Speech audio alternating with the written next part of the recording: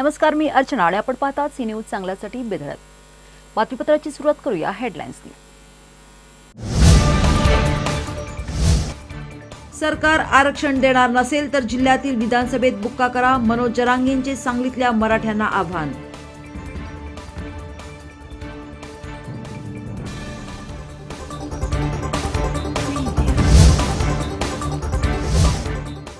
हद्दच झाली. सांगलीत 2005च्या पूरेशेवर 2024चे आपत्ती नियोजन, बांधकामे करणाऱ्यांना रान मोकळे, नगररचना विभागालाच माहितीच नाही पुरेशा.